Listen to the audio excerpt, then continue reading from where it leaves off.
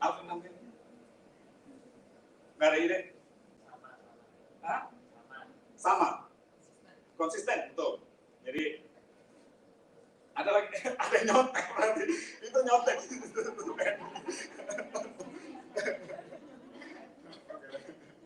Jadi hal yang pertama dia bilang, kok bisa pas banget itu berarti nyontek. Wah, integritasnya di mana? Jadi hal yang pertama kita belajar bahwa orang yang setia itu orang yang konsisten. Dia nggak berubah-ubah. Itu kenapa kita belajar bahwa konsisten itu sangat susah.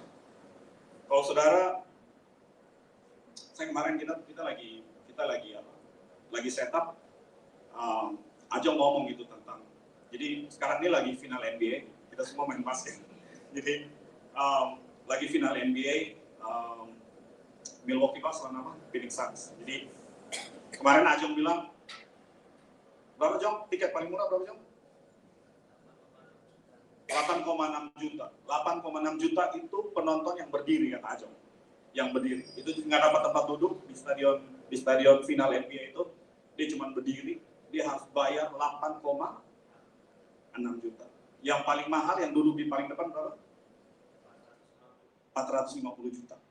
Satu tiket. Satu pertandingan. Jadi kan ada 7 pertandingan kalau di NBA. Satu pertandingan itu orang harus bayar 450 juta.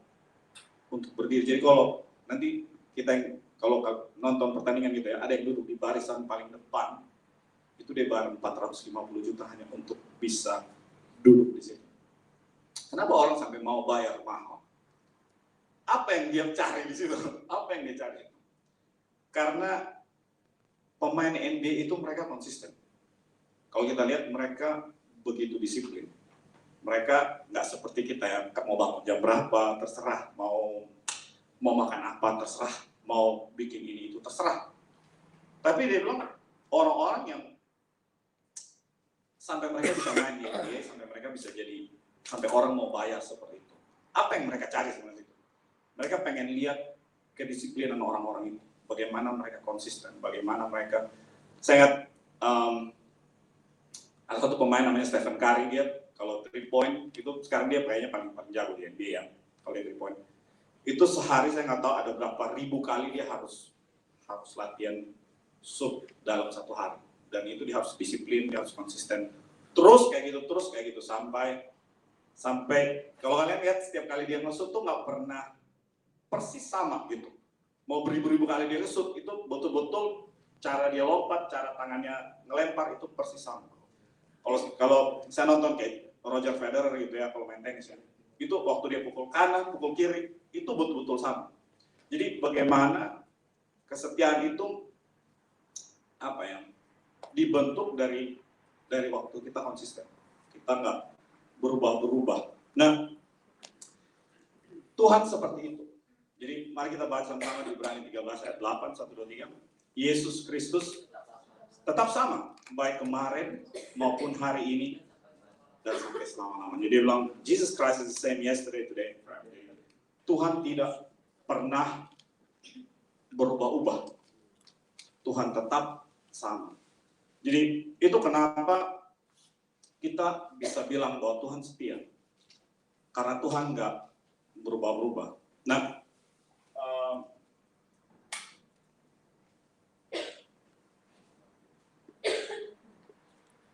Nah, kesetiaan itu tidak hanya terjadi dalam satu waktu. Kesetiaan itu bakal terjadi jika itu tuh diulang-ulang. Gitu ya. Contohnya, kita datang ke restoran gitu ya. Datang ke restoran, saudara pesan apa ya di situ ya? Apa yang saudara suka dari menu di situ? Apa aja asal Kesia yang masak. Apa aja kan asal Kesia yang masak kan? Kesia masak porsinya gede. Porsi apa kemarin yang dia masak gede banget? Porsi Christoph ya? Jadi waktu Christoph pesan dapat porsi banyak banget. Nah, saudara banyak saudara datang ke restoran, saudara pesan kue tiaw gitu ya.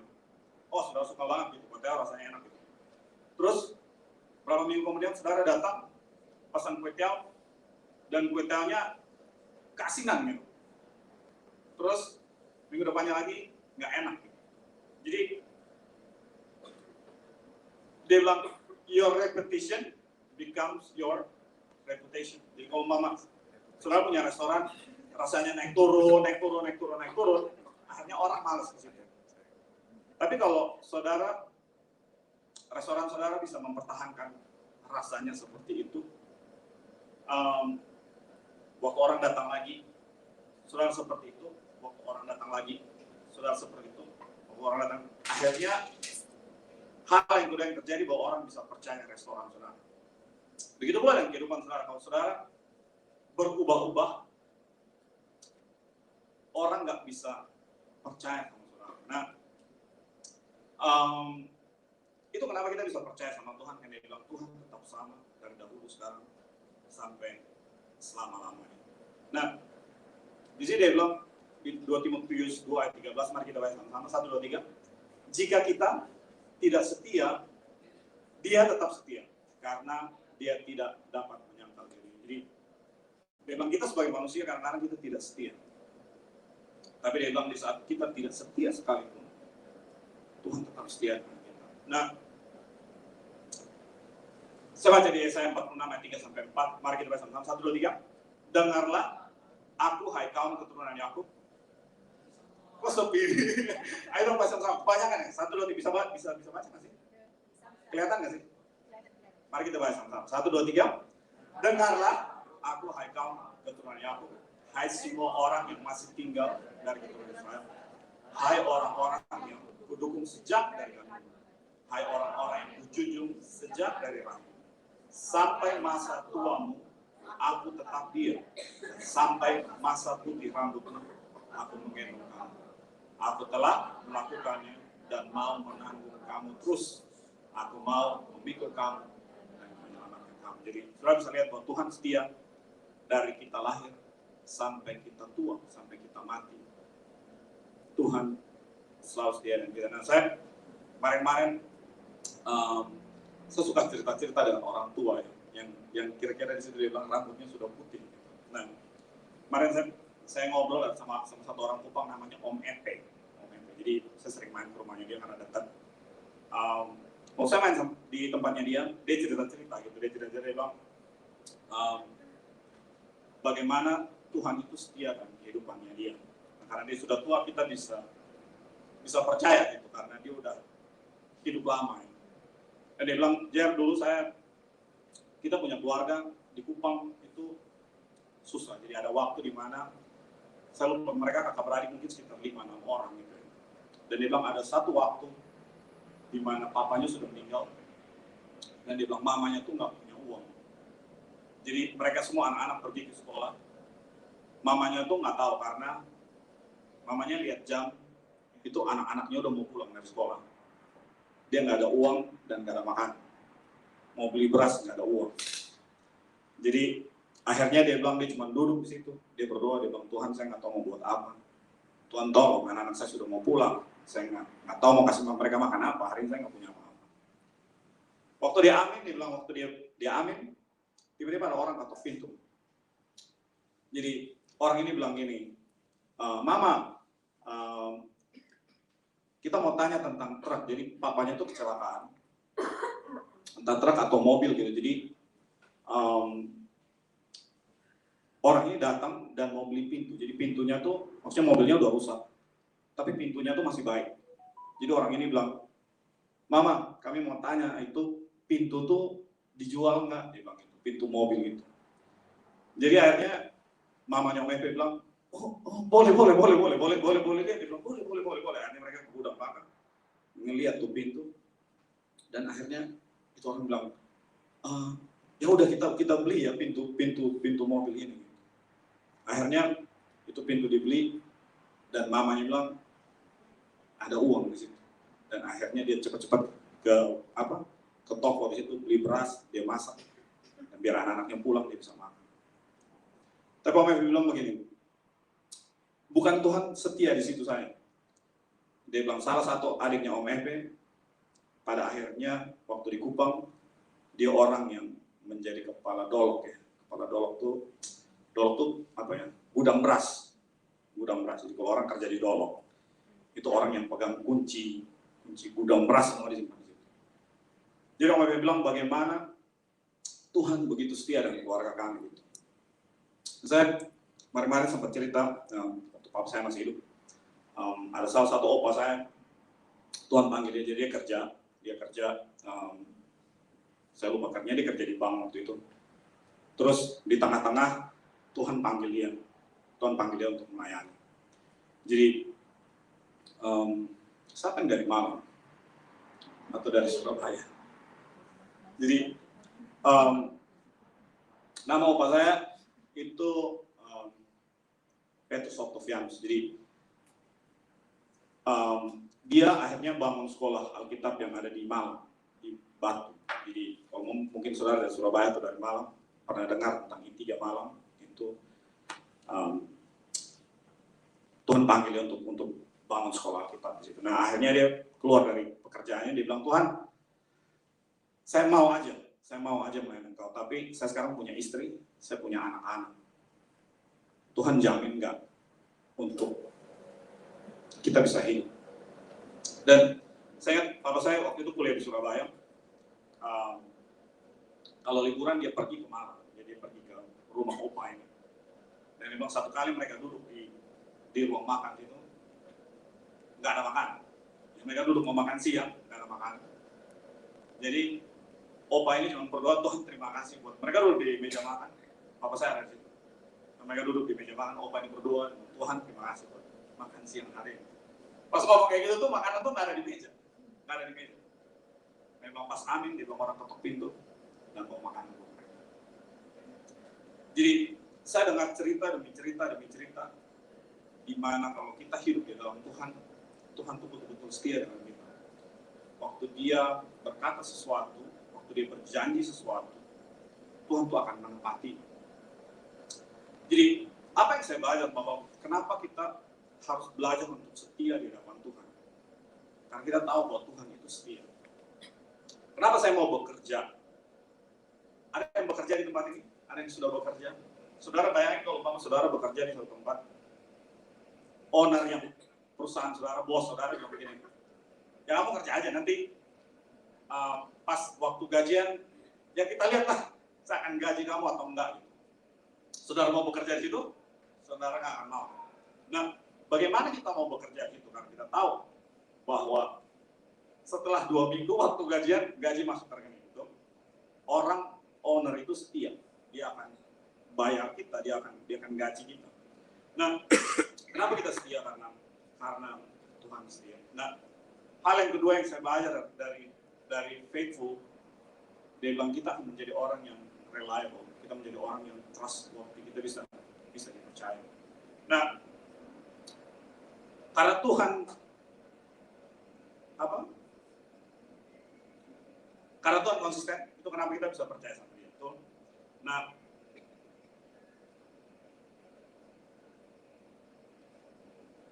begitu pula apa yang Tuhan cari dari kita. Nah, di Amsal 19 atau 22 di sini bilang sifat yang diinginkan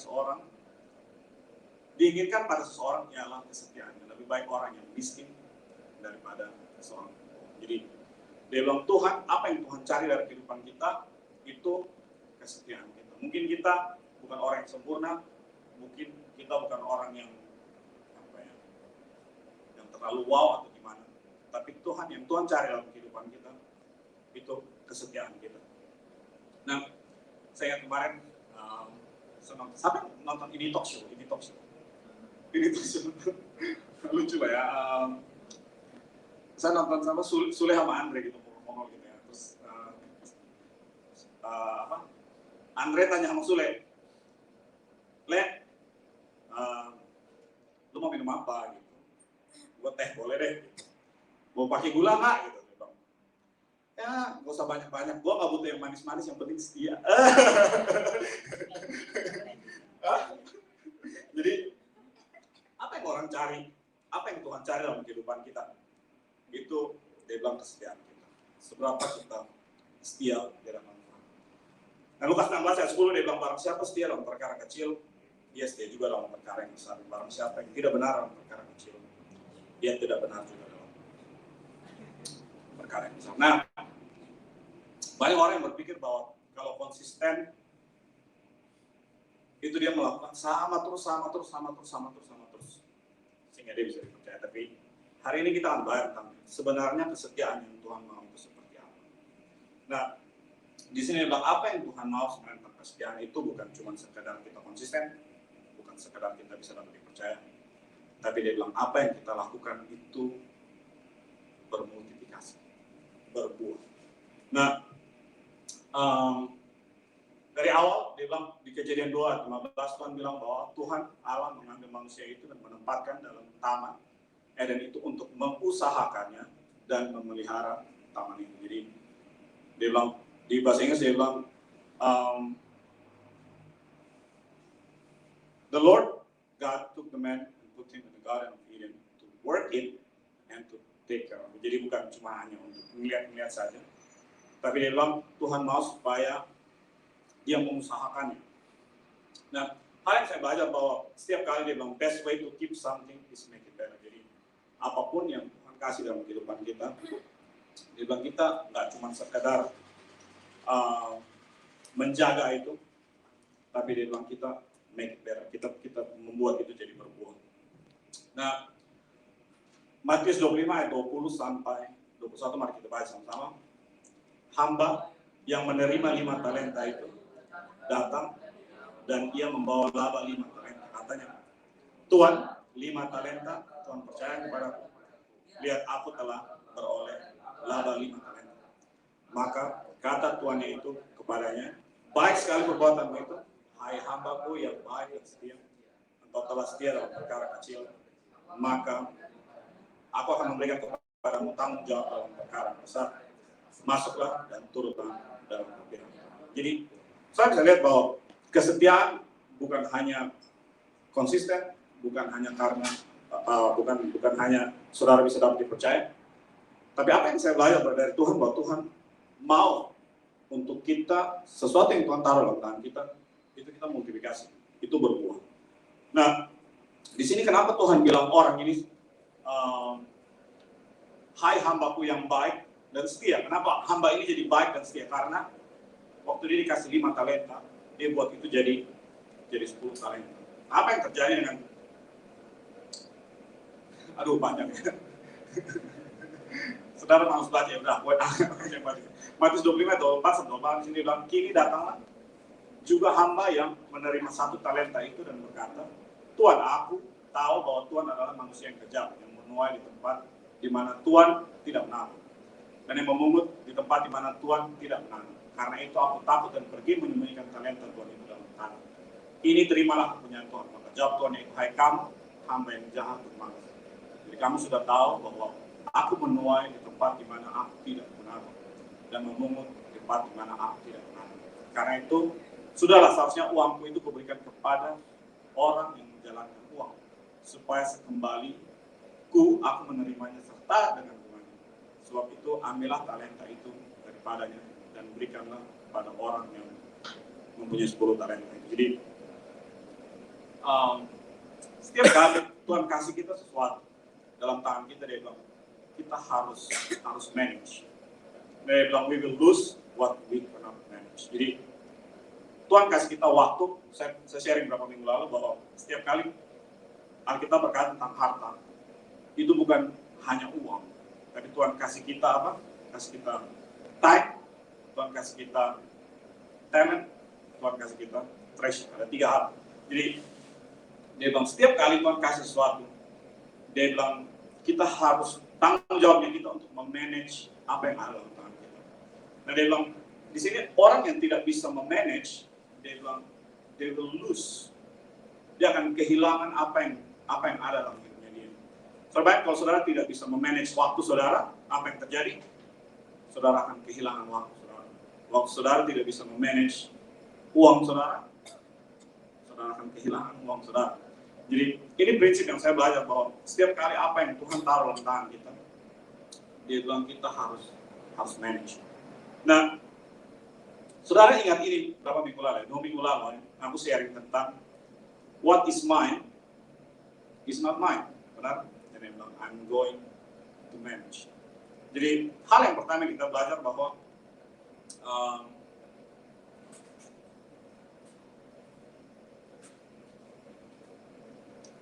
ada orang yang berbeda.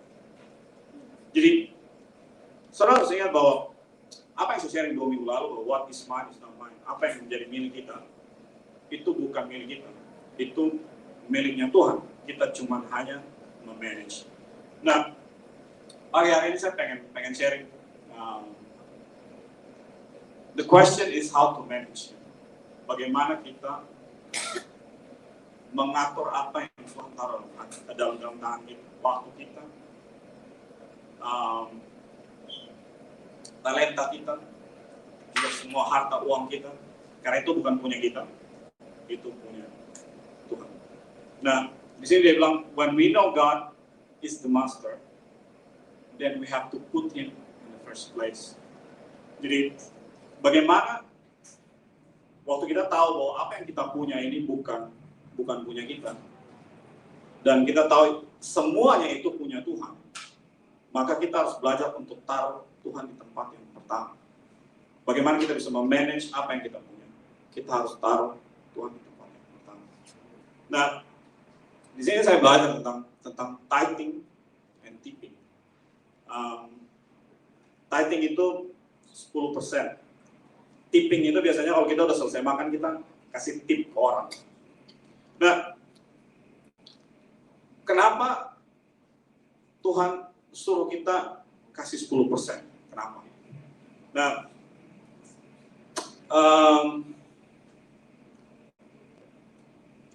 ini semua hamba Tuhan sering gak ngomong berbohong tentang ini, tapi kita belajar suatu hal yang lain. Saya akan sharing sesuatu yang berbeda. Nah, mari kita bahas sama-sama. Dia bilang, bolehkah manusia menipu Allah? Namun kamu menipu aku. Tapi kamu berkata dengan cara, bagaimanakah kami menipu engkau? Mengenai persembahan khusus, kamu telah kena kutuk, tetapi kamu masih menipu aku.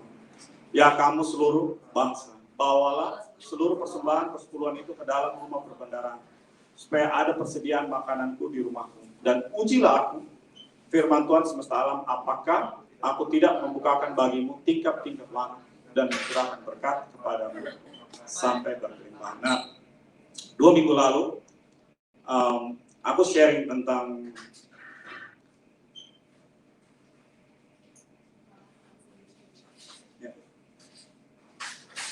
so good. Tidak apa-apa. Oke. Jadi 2 minggu lalu aku sharing tentang apa? Tentang generosity. Ada 4 pandangan, benar? Yang pandangan yang pertama dia bilang yang tentang perampok itu, dia bilang what is yours is mine. Benar kan? What is yours is mine. And I'm going to take it. Dia bilang gitu. Jadi apa yang saya belajar bahwa setiap kali Tuhan kasih kita sesuatu, Tuhan kasih kita waktu, Tuhan kasih kita talenta, Tuhan kasih kita uang, dia bilang 10%-nya itu dipisahkan dan itu miliknya Tuhan. Nah, kenapa? Di bahasa Inggris dia bilang, will a mere mortal rob God?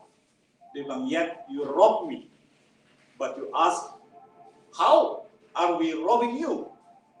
In tithes and offering. Jadi, kita tahu bahwa 10% itu milik Tuhan. Dia bilang, waktu kita ambil, itu kita merampok Tuhan. Di sini dia bilang, robbing God. Jadi bilang seperti perampok yang 2 minggu saya sharing, bahwa dia bilang what is yours is mine. Jadi aku datang dan aku akan ambil. Nah, di sini dia bilang, kenapa Tuhan bilang kamu merampok aku? Karena itu miliknya Tuhan.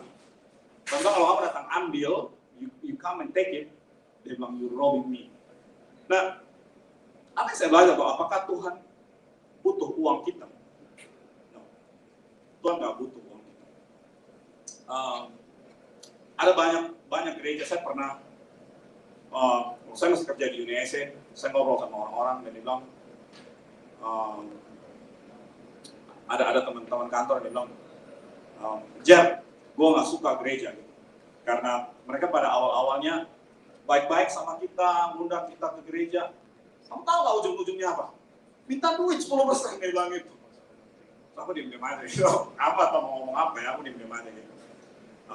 Gue bilang, ya I don't know which church gitu. Tapi orang kadang-kadang tidak mengerti gitu, tentang hal ini. Hari ini saya pengen belajar, it's not just money gitu. It's not just money. Nah, di Bilangan 8 ayat 17a,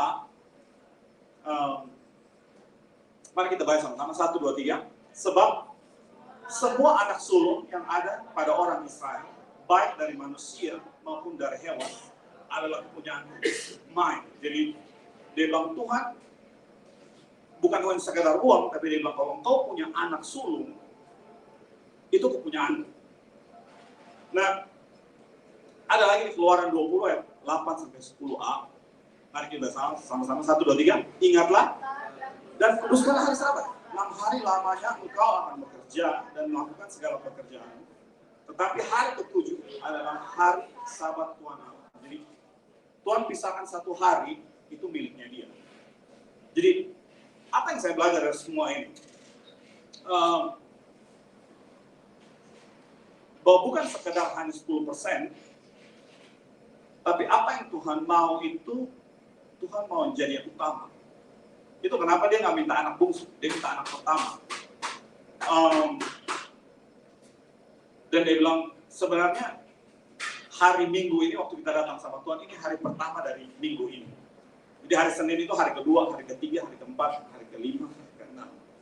Hari Minggu ini hari yang pertama dalam minggu ini. Jadi waktu kita datang ke tempat ini, kita taruh waktu kita minggu ini itu kepada Tuhan. Dan dia bilang waktu Tuhan menguduskan satu hari ini, dia bilang hari-hari yang lain itu menjadi kudus. Nah waktu kita mempersembahkan 10% itu ke hadapan Tuhan, Tuhan kuduskan itu, 90% itu akan menjadi kudus. Nah bangsa Israel juga sama, dia pisahkan bangsa Lewi keluar, dan dia bilang ini menjadi kudus orang Lewi. Tapi karena 10% ini kudus, 90% itu jadi kudus. Jadi apa yang saya belajar bahwa bagaimana kita bisa memanage apa yang kita punya. Yang pertama, bahwa kita harus taruh Tuhan di tempat yang pertama. Waktu kita bangun tidur setiap pagi, itu jangan cari yang lain-lain. Cari Tuhan dulu. Saya kemarin dengar ada hamba Tuhan khotbah. Dia bilang sehari kita punya 24 jam, benar? 24 jam. Siapa yang tidur 8 jam sehari? Nggak ada. Berapa jam kira-kira sehari kalian tidur? Hah? 10 jam? 6 jam, 6 jam. 6 jam, 7 jam. Ada yang... Ibu Evelyn kadang-kadang nggak tidur, Ibu Evelyn bikin kue sepanjang malam. Cimele 12 jam, waduh. Fendi 24 jam tidur dulu. Jadi, Tuhan kasih kita 24 jam. Jadi seharusnya 24 jam itu ada 2 jam dan 15 menit, 2,4 ya. 2,4 itu sebenarnya milik Tuhan. Itu bukan sekedar uang, tapi itu sebenarnya apa yang Tuhan mau dalam kehidupan. Satu minggu, Tuhan minta satu hari. Anak-anak kita punya anak-anak semua, Tuhan minta yang pertama. Jadi, waktu Samuel, Hana dan Samuel, Hana dia berdoa dan akhirnya dapat Samuel, dia persembahkan Samuel ke hadapan Tuhan, Samuel melayani ke hadapan Tuhan. Setelah itu Tuhan kasih lagi anak-anak kepada Hana. Jadi saudara bisa lihat bahwa waktu kita mengutamakan Tuhan, disitulah pelipat kali gandaan itu terjadi. Nah, banyak orang yang tidak mengerti ini dan akhirnya mereka nggak bisa manage. Waktu mereka salah di dalam 10% ini, 90%-nya jadi nggak diberkati. Jadi bukan sekedar uang, bukan sekedar segala macam, tapi segala sesuatu yang kita lakukan yang Tuhan taruh dalam kehidupan kita, kita harus persembahkan itu ke Tuhan.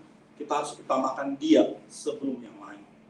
Dan dia bilang waktu kita mengutamakan Dia, disitulah kita diberkati. 90% itu akan diberkati. Nah, apa yang saya belajar dari 90% itu? Kalau 10% udah beres, dia bilang how we manage the 90%. Nah, apa yang saya belajar bahwa saya nggak tahu kalau Bapak Ibu sekalian, cuman kalau saya setelah bagian Tuhan saya kasih keluar, sebiasanya nabung lagi 10%. Nah, 10% yang saya dapat, saya masukin dalam tabungan. Kalau saudara bisa nabung lebih, oke. Dan setelah itu, apa yang sisa ya saya pakai hidup saya. Kita ada bill yang kita harus bayar, saudara punya handphone, saudara punya apa lagi? Ada bayar rent, ada yang bayar listrik, ada yang bayar air, ada yang bayar cicilan, ada yang punya anak harus bayar sekolahnya. Kita punya sesuatu yang menjadi kebutuhan kita. Tapi saya belajar bahwa Tuhan pasti kasih sesuatu yang lebih. Tuhan nggak pernah kasih kita kurang. Tuhan pasti kasih sesuatu yang lebih. Nah, saya belajar di Lukas 16 ayat 9. Saya baca ini, ayat ini berkali-kali dan saya nggak ngerti. Ada yang ngerti? Kalian pernah baca firman ini? Pernah ini tentang bendahara yang tidak jujur. Mungkin kalian sampai di rumah kalian bisa baca. Tapi di Lukas 16 ayat 9, ini aneh banget. 1, 2, 3, mari kita baca sama. Dan aku berkata kepadamu, ikatlah persahabatan dengan menggunakan mamon yang tidak jujur, supaya jika mamon itu tidak dapat menolong lagi, kamu diterima dalam kemah abadi. Aneh gak sih? Aneh lah ya. Aku baca, aku gak ngerti. Nah kita baca di NLT. 1, 2, 3. Here's the lesson. Sebenarnya Tuhan ngajarin sesuatu di sini. Use your worldly resources to benefit others and make friends. Then when your possessions are gone, they will welcome you to an eternal home.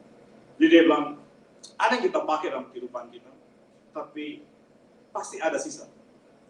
Nah, di sini dia bilang, kalau kita punya worldly resources, dia bilang kita harus pakai benefit others to make friends. And when your possession is gone, they will welcome you to an eternal home. Jadi dia bilang, kita pakai uang kita untuk memberkati orang lain, benar?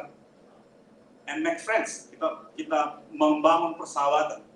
Dan dia bilang setelah uang kita tidak ada fungsinya lagi, saya bertanya, siapakah they ini? They will welcome you to an eternal home. Dia bilang they ini orang-orang yang kita bangun hubungan, dia bilang yang kita kasih benefit kepada mereka. Kenapa mereka bisa welcome kita kepada eternal home? Karena mereka diselamatkan. Karena apa yang kita buat. Jadi, saya percaya bahwa Tuhan berkati kita secara luar biasa. Dan dia bilang, bahwa kita pakai apa yang kita punya untuk membuat satu orang itu diselamatkan. Sehingga dia bilang, when possession are gone, dia bilang, kita punya uang ini kan, kita punya resources ini kan, gak akan kita bawa ke surga. Waktu kita mati, semua tinggal itu. Dia bilang, it's gone. Dia bilang, setelah itu selesai. Dia bilang, they will welcome you to eternal home. Saya kemarin, saya cerita sama siapa? Sama dia, kalau nggak salah. Dia bilang, ada orang di Indonesia, sekarang Indonesia lagi COVID ya. Dia bilang ada temannya dia, itu papanya, itu yang bikin rel kereta api gitu, di Indo. Jadi bahan-bahannya, dan mereka tuh beli oksigen banyak banget. Papanya kena COVID, mereka beli oksigen banyak banget, taruh di rumah. Terus papanya tuh pakai oksigen di rumah. Nah terus oksigennya tuh habis. Oksigennya habis, mereka pergi ke rumah sakit. Sampai di rumah sakit penuh, nggak ada yang bisa dilayani. COVID kalian tahu di Indonesia. Dia saya bilang, saya punya semuanya, saya punya uang, saya punya apa, saya bayar untuk bisa, saya dapat dilayani di rumah sakit. Tapi kan rumah sakit penuh, mereka nggak bisa layani dia. Akhirnya waktu dia didorong di rumah sakit, pakai kursi roda, dia meninggal di kursi roda. Dia bilang,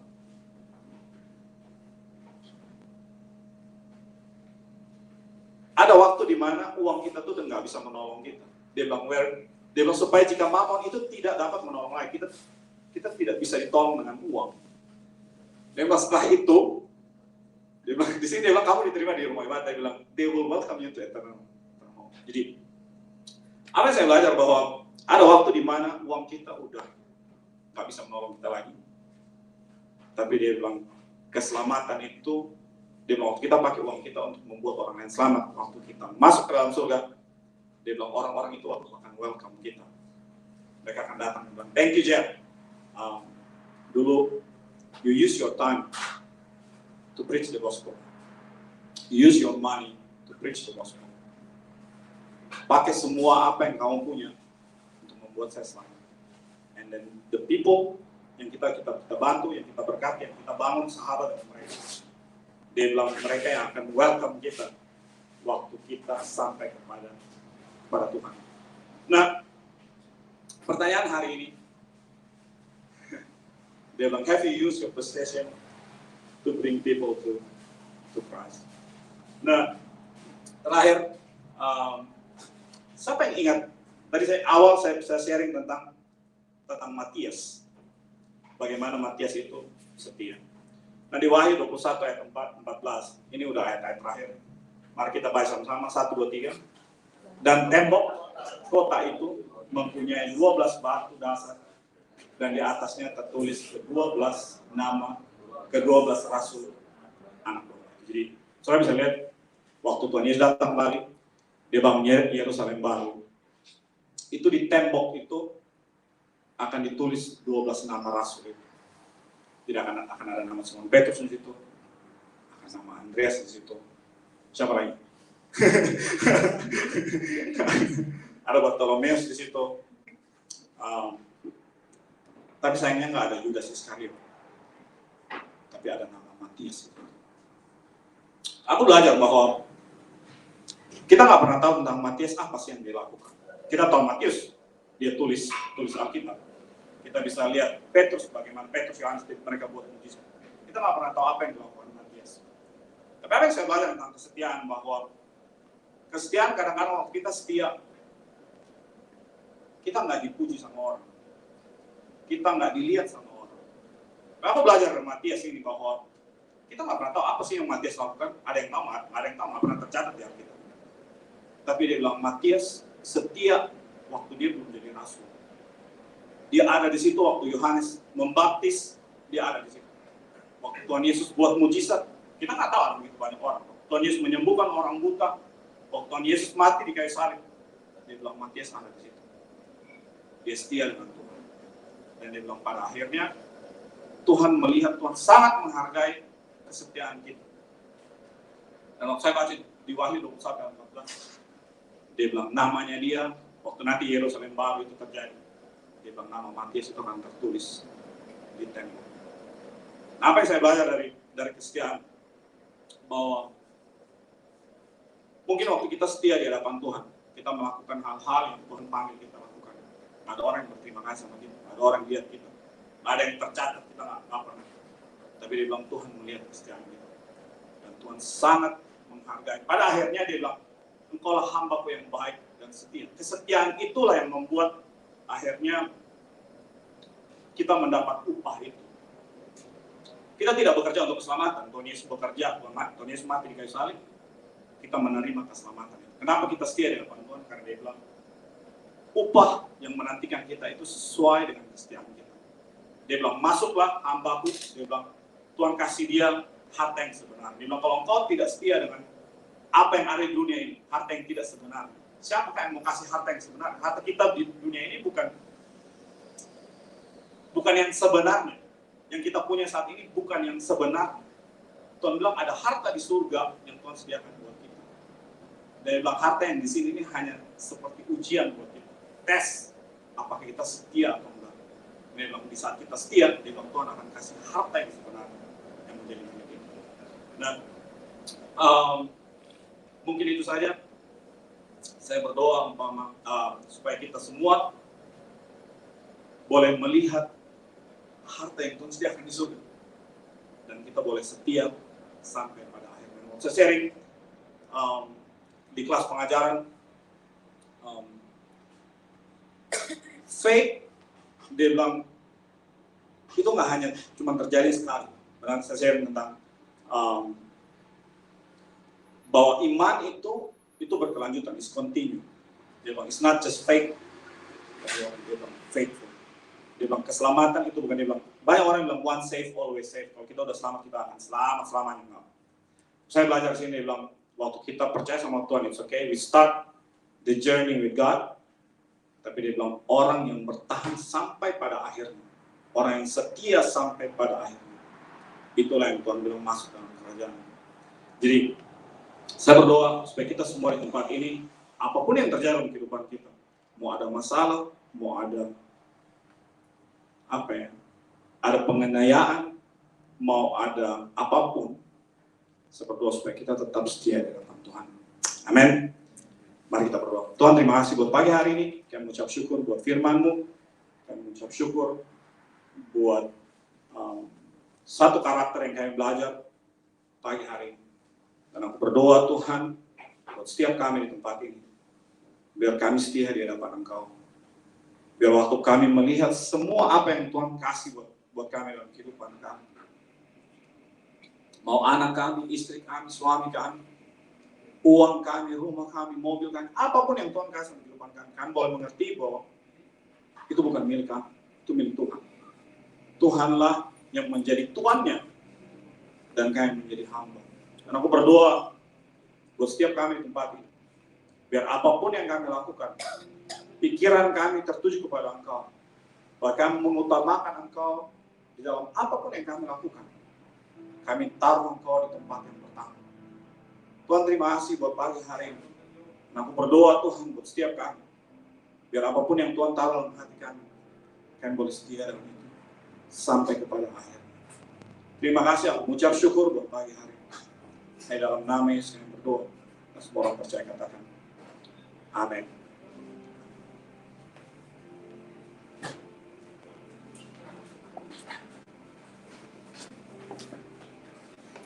Shalom semuanya, welcome home.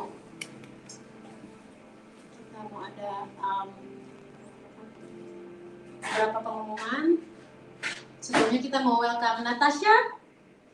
Selamat datang juga. Look forward to see you again next week.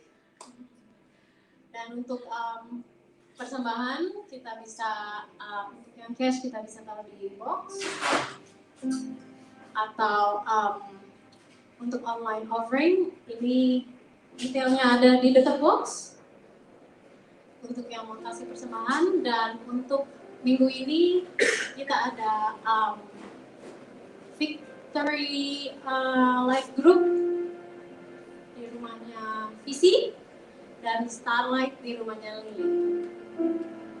Dan untuk hari Sabtu ada doa pelayan di Hectorville di rumahnya Vicky.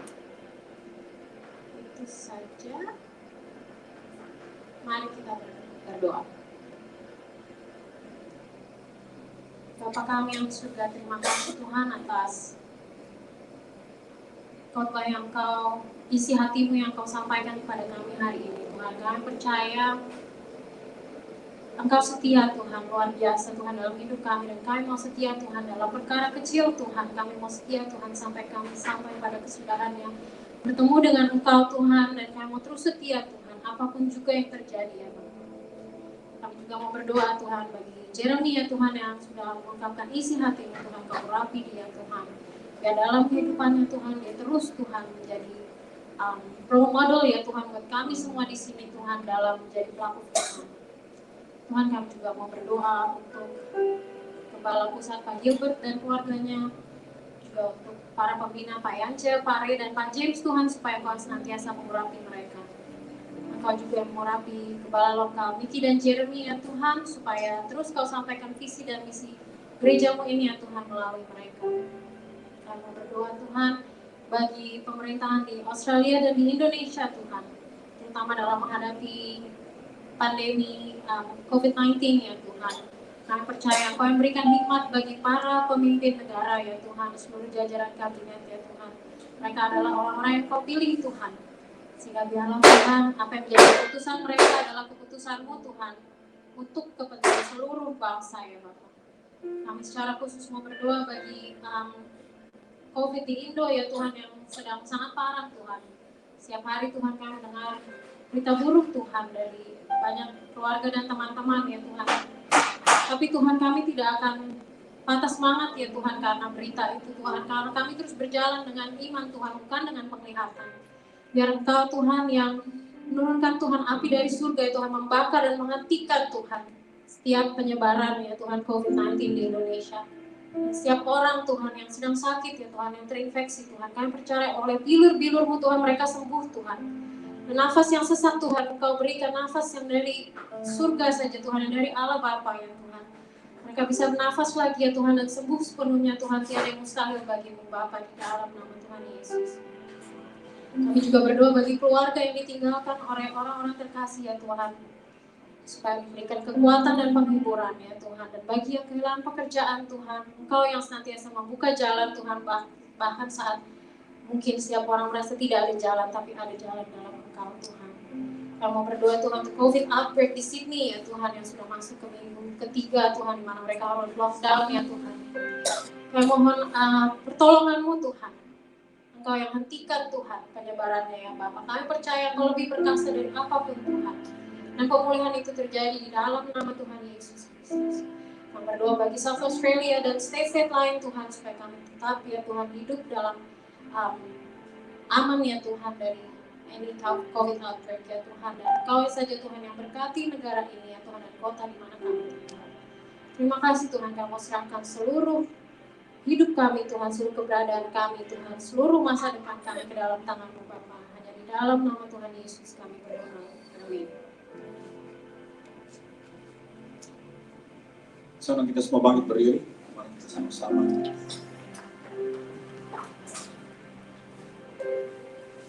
mengaminkan pemutusan.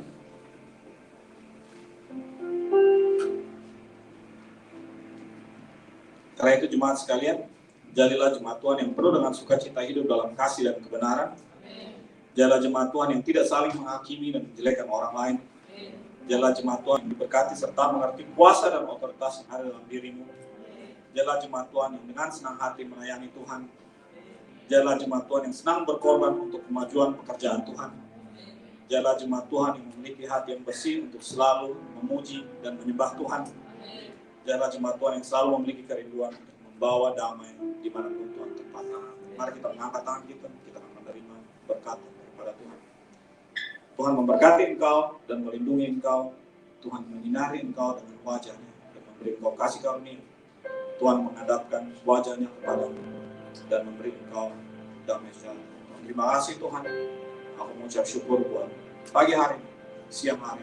Berdoa Tuhan biar kemanapun kami pergi Tuhan, kasih setia yang daripada engkau menyertai kami. Kami bersyukur Tuhan bahwa kami punya Allah yang seperti engkau. Di saat kami tidak setia Tuhan, engkau tetap setia dengan kami. Engkau tidak pernah meninggalkan kami. Dan aku berdoa Tuhan buat setiap kami. Pagi hari aku berdoa Tuhan biar kemurahan dan kebaikan Tuhan mengejar kami kemanapun kami pergi. Aku minta perlindungan yang daripada engkau berjaga-jaga atas kehidupan kami. Aku berdoa juga buat keluarga kami di Indonesia. Tuhan engkau juga yang berjaga-jaga atas mereka. Waktu kami keluar, waktu kami masuk, waktu kami tidur, waktu kami bangun. Aku berdoa Tuhan darah Tuhan yang menutup bungkusi kami semua. Terima kasih Tuhan buat pagi hari, mengucap syukur. Aku berdoa Tuhan buat setiap apapun yang kami lakukan. Buat studi kami Tuhan, buat pekerjaan kami, dalam keluarga kami, apapun yang kami lakukan. Aku berdoa Tuhan biar engkau yang memberkati. Bahwa apapun yang disentuh tangan kami Tuhan, engkau buat itu berhasil. Terima kasih Tuhan, aku mengucap syukur buat pagi hari. Terima kasih buat waktu ini Tuhan. Kami bersyukur Tuhan bahwa kami boleh taruh engkau di tempat yang pertama. Bahwa kami datang ke tempat ini Tuhan bukan sekedar hari Minggu. Tapi Tuhan ini hati kami. Kami mau taruh engkau di tempat yang pertama.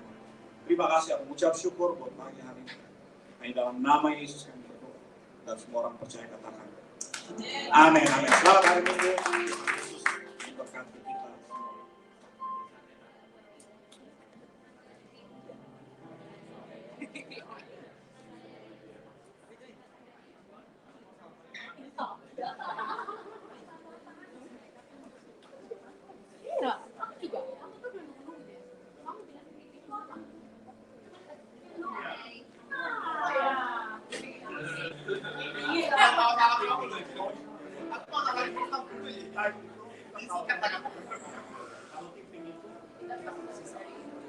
Jadi kalau kita makan sisanya, kalau mau kita kasih Tuhan.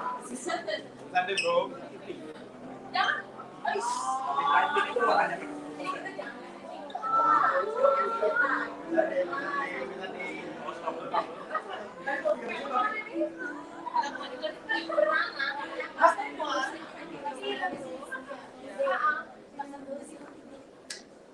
Kamu yang itu kamu.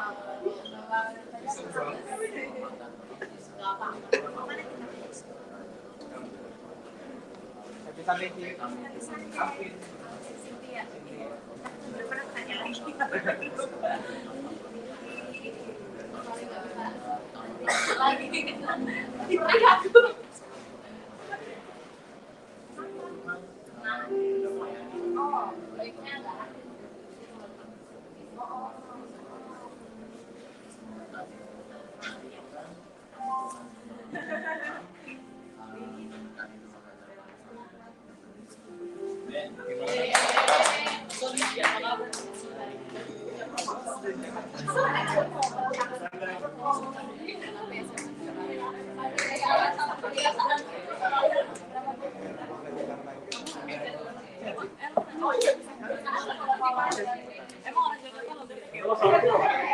Ada Jakarta.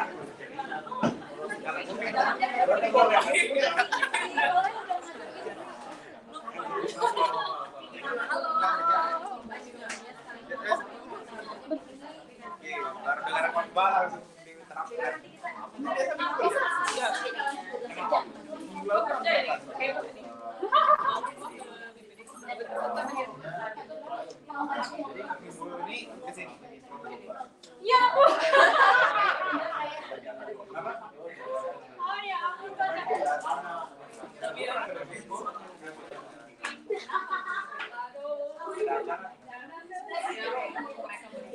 Ya ampun, kok dia tahu aja juga.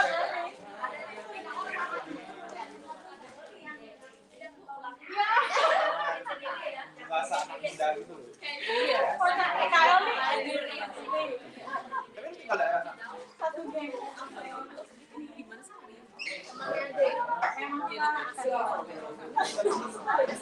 Tanggal 12 nanti ada.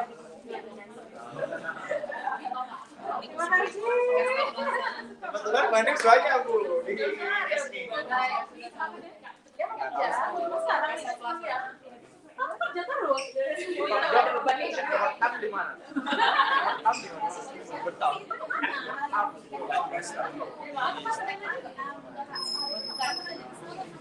Ya, tinggal di sana.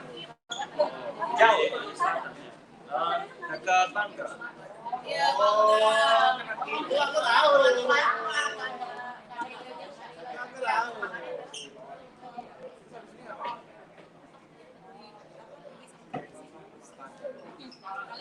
Jadi kalian mau jalan kemana? Ya ampun, gue kira jalan ke Sekolah 9. Kita nggak ketemu di Bangkuan, aku bakalan sama dia. Apa namanya? Sampai lihat road trip, jalan-jalan kemana? Ustaz.